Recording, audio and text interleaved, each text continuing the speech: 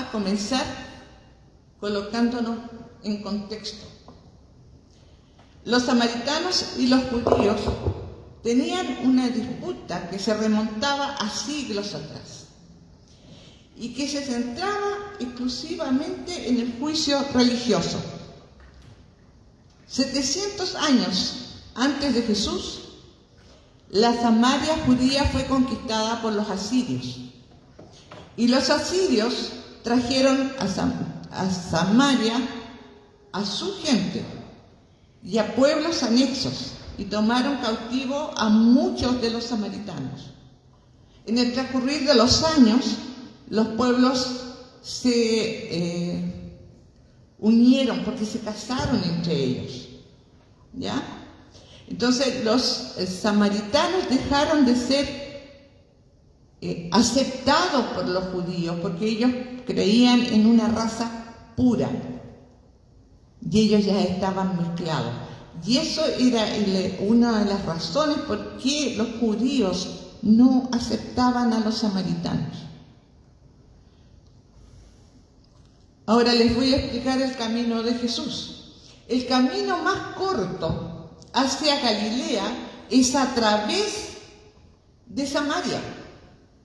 Si tú vas de Jerusalén a Galilea, a través de Samaria te demoras 3 días. Pero los judíos preferían cruzar el Jordán, hacer una U, volver a cruzar el Jordán para llegar a Galilea y no pasar por Samaria. Se demoraban 7 días. ¿Ya? Pero esta vez Jesús eligió la ruta más corta. Y estaba cansado, estaba sediento y se quedó junto al pozo de Jacob. ¿Ya? ¿Pero por qué lo hace? Eso lo vamos a ver. Entonces estábamos diciendo que Jesús estaba con la fatiga normal de cualquier viajero. Y aquí nosotros vemos su humanidad.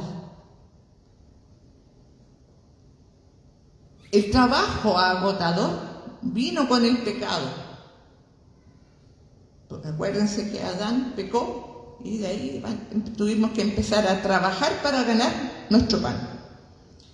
Por tanto, Cristo, habiéndose hecho maldición por nosotros, estaba sujeto al cansancio.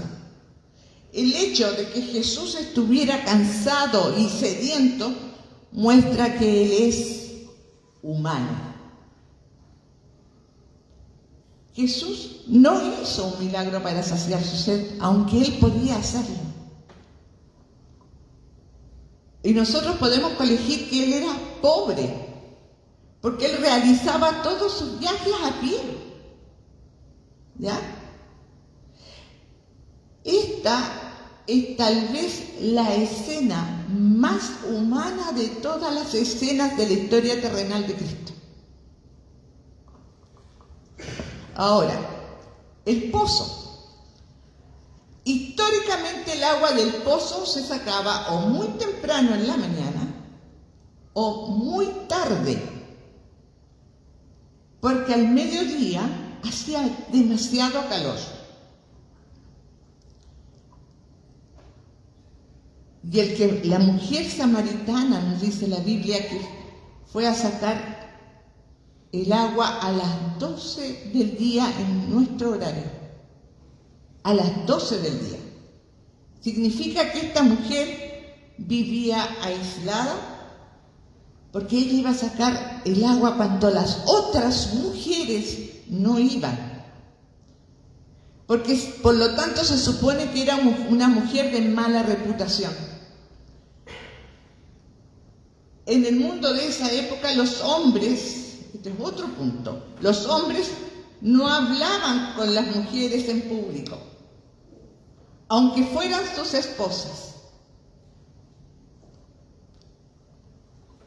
A los ojos de la mayoría de los judíos y de los discípulos, esta mujer no era digna del tiempo de Jesús. El mero hecho de ser samaritana la excluía. Entonces, el hecho de ser samaritana, tenemos un strike. El ser mujer es el segundo strike. Y el ser inmoral la eliminaba por completo. Pero Jesús se tomó el tiempo de hablar con esta mujer pecadora. ¿De qué? Sobre el agua viva. La Biblia nos dice, o Juan nos dice, que Jesús le pidió un simple trago de agua. Le pidió a esta mujer que le diera de beber.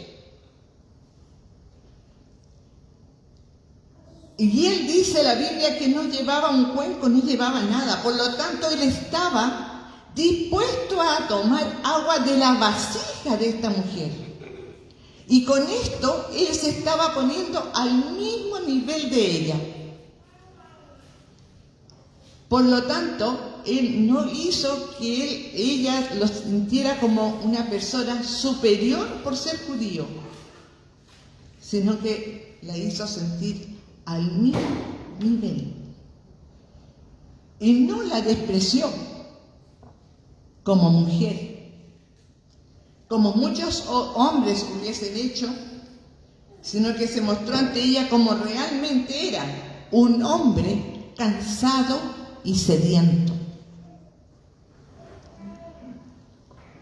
Y en estas condiciones, ellos entablaron una conversación que iba a cambiar la vida de esta mujer para siempre. Jesús le dio a entender que no estaba hablando con un extraño cansado, sino que era el Mesías, y que si lo entendía, sin duda le pediría a Jesús de su agua viva. Pero esto a ella la confundió. No podía entender cómo Jesús iba a conseguir su propia agua. Si se había medido el pozo, y este pozo tenía más de 100 pies de profundidad.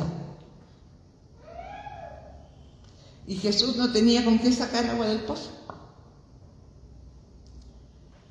Pero nuevamente en los versículos 13 y 14, Jesús le ofreció agua viva, diciendo, todo aquel que beba de este pozo volverá a tener sed, pero el que beba del agua que yo le daré no tendrá sed jamás. Una vez más, ella no comprendió. Incluso cuando dijo, el agua que yo te daré se convertirá en un manantial que brotará para vida eterna. Ella seguía estando perdida. De hecho, ella pensaba que lo que Jesús le decía le iba a hacer la vida más fácil. Pensaba que si ella recibía esa agua, ella no iba a volver nuevamente al pozo a sacar agua. Lo que Jesús le estaba diciendo en forma figurada, ella lo tomó en forma literal. Jesús señala que el agua del pozo de Jacob daba una satisfacción de breve duración. Y no importa cuáles sean las aguas de consolación que nosotros bebamos, vamos a volver a tener sed siempre. Pero a quien participa del Espíritu de gracia y del consuelo del Evangelio, nunca le faltará lo que dará abundante satisfacción a nuestra alma. Y esta conversación se complica un poquito más cuando cuando Jesús le dice, ve a buscar a tu marido. Un pedido para nosotros extraño en un momento así.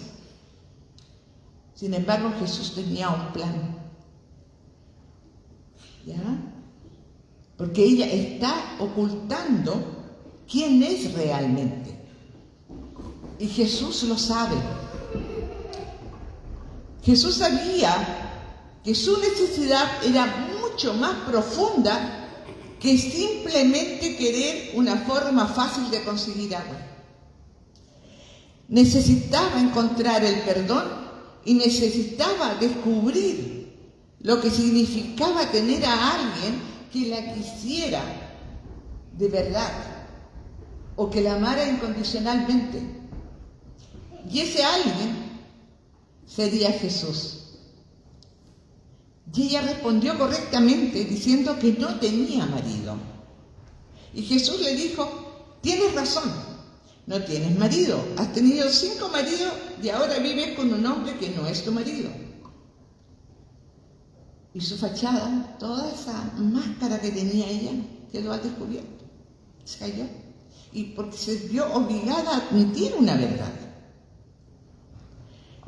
¿Y cuál es nuestra tendencia natural cuando esto sucede? Cuando alguien nos pregunta. Nosotros, igual que la mujer samaritana, ocultamos quiénes somos en realidad. Él necesitaba que la mujer samaritana admitiera su pecado, al igual que necesita que nosotros admitamos nuestros pecados, aún el más oculto. Ella le presentó a Jesús otro yo, el que ella quería que él viera, hasta que él le quitó la máscara al confrontarla con la verdad. Lo que tiene que haber sido muy desconcertante para ella fue que cuando se dio cuenta de que Jesús, ella se dio cuenta que Jesús vio su verdadera identidad. Y cuando él la vio, lo que la desconcertó es que él no la condenó. Jesús sabía todo acerca de su pecado y sin embargo la amaba. Y ella sintió su amor puro. El factor salvador de esta mujer fue que no negó la verdad. Jesús perdonará nuestro pecado, pero solo si lo enfrentamos y lo admitimos. ¿Cuántas veces nosotros mismos, cuando pedimos perdón por nuestros pecados, decimos: Señor, perdona todos mis pecados, porque tú sabes lo que yo he hecho? Pero no confesamos uno por uno nuestros pecados. Y muchas veces hay un pecado oculto por ahí que no se lo decimos ni siquiera a Cristo. Y este nos da vuelta, y nos da vuelta, y nos da vuelta, hasta que finalmente confesamos. Y eso es lo que quiere Cristo, para que nosotros estemos bien, que confesemos hasta el último pecado que tengamos, sea este cual sea, porque Él dice que igual que a la mujer samaritana, no nos va a condenar, solo nos va a amar. No vamos a encontrar al Señor señalando nuestras fortalezas, sino que señalando nuestras debilidades.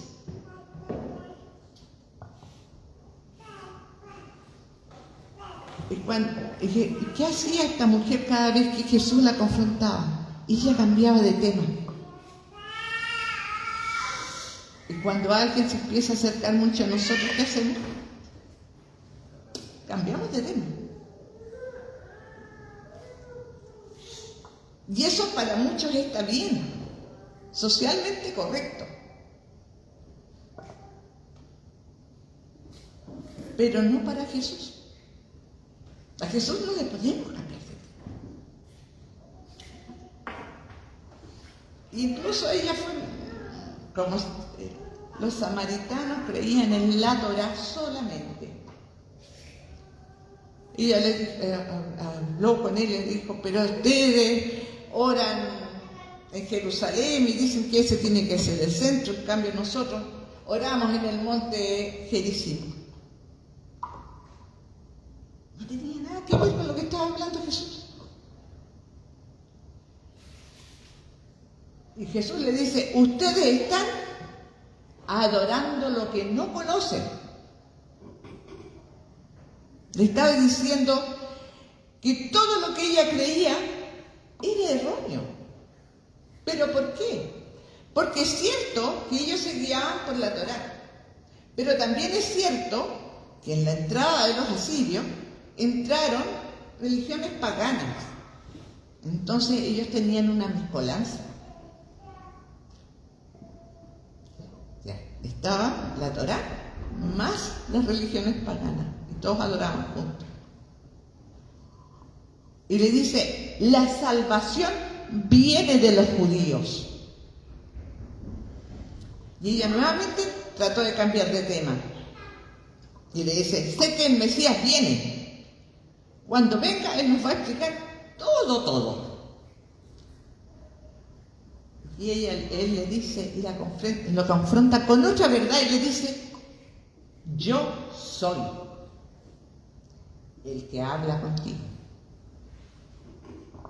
Aquí él proclamó que era el Mesías, el Hijo de Dios. Ella fue la primera persona a la que Cristo le reveló que era el Mesías y que era el Hijo de Dios. Y Jesús le vuelve a insistir y le dice, pero el que beba del agua que yo le daré no tendrá sed jamás, sino que el agua que yo le daré se convertirá en él en una fuente de agua que salte para vida eterna. Con agua viva, Jesús se refiere a la vida eterna que da el Espíritu Santo. Como dijo Jesús, si alguno tiene sed, venga a mí y beba. El que cree en mí, como dice la Escritura, en su interior correrán ríos de agua viva.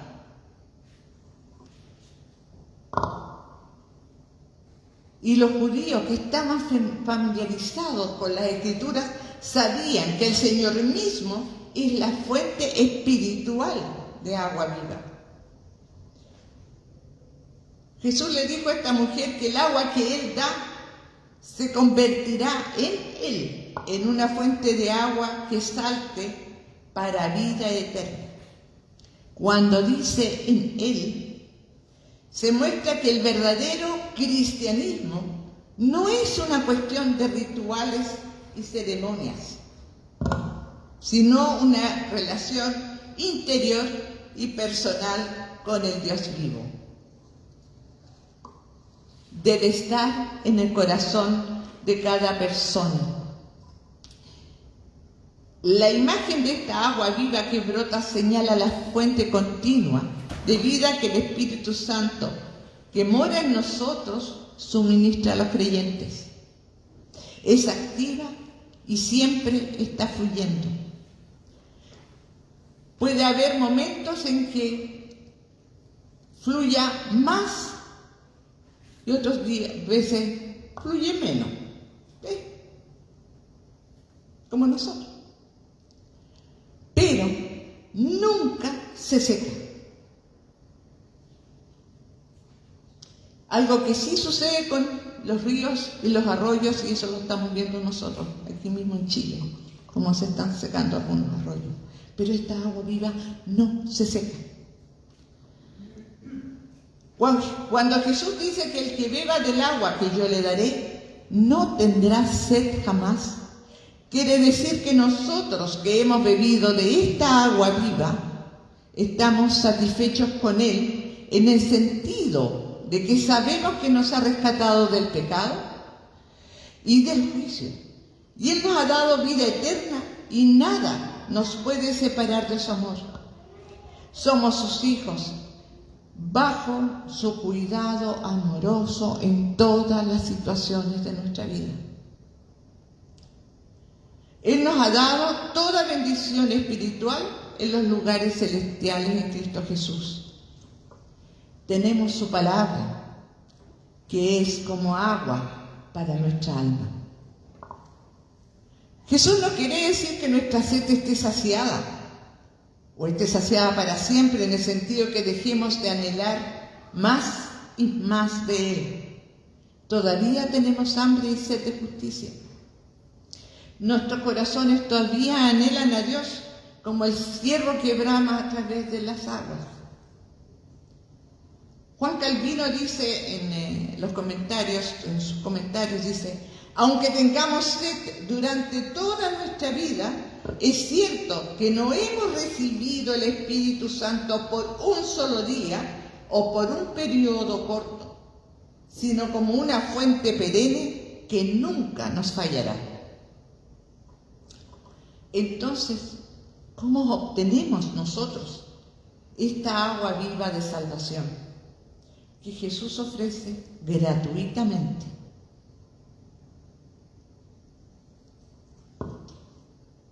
Para recibir este don de Dios tenemos que saber de qué se trata. Y el agua viva es el Señor mismo morando en nosotros los creyentes. Al Nicodemo Jesús le habló de nacer del Espíritu. En la fiesta de los tabernáculos invitó a las multitudes a vivir en Él y beber. Que Juan lo explica como una referencia al Espíritu. Aquí Jesús invita a esta mujer pecadora a pedirle que le dé de esta agua viva que saciará para siempre su sed espiritual. Una vez más, es importante saber que la salvación no es una cuestión de cumplir reglas y rituales, sino más bien de una nueva vida a través del Espíritu que nos lleva a una relación con el Dios vivo. Y es importante saber cómo enfatiza Jesús que es un regalo. Para conocer este regalo de Dios, debemos conocer quién es Jesús. La mujer necesitaba saber algo acerca de aquel que afirmaba que le daría agua viva. Para tener fe en Cristo es necesario saber algo acerca de quién es Él. Y esto no requiere un título teológico, pero sí requiere de la información básica. En esta historia, la información la da Cristo. En nuestra historia, la información nos la da Cristo a través de su palabra, la Biblia. Y nosotros debemos dársela a otros para que también lo conozcan. Como lo hace la mujer samaritana unos versículos más adelante, que deja su vasija, ¿cierto?, y sale corriendo al pueblo. Pero ese es otro capítulo. Para recibir este don del agua viva, simplemente tenemos que pedirlo. Jesús dice en el versículo 10, si hubieran pedido, yo les habría dado. Para pedir tienes que reconocer que tienes sed y que nunca vas a poder saciar esa sed por ti mismo. Pero si vienes a Jesús y pides, Él te dará. Todo lo que tienes que hacer es beber y beber de Él hasta que estés satisfecho. La única condición que Jesús establece es pide. Si pides, Él te dará un suministro infinito de agua viva. Entonces yo les voy a consultar a ustedes. ¿Le han pedido a Jesús el agua viva de la vida eterna? Porque podemos beber continuamente de las fuentes del mundo, pero nunca vamos. O sea, siempre vamos a volver a tener sed en algún momento. Pero si bebemos un solo trago de Jesús, nunca, pero nunca más vamos a volver a tener sed. Así que yo creo que lo que tenemos que hacer es pedirle. Y no deben olvidarse nunca que es un regalo.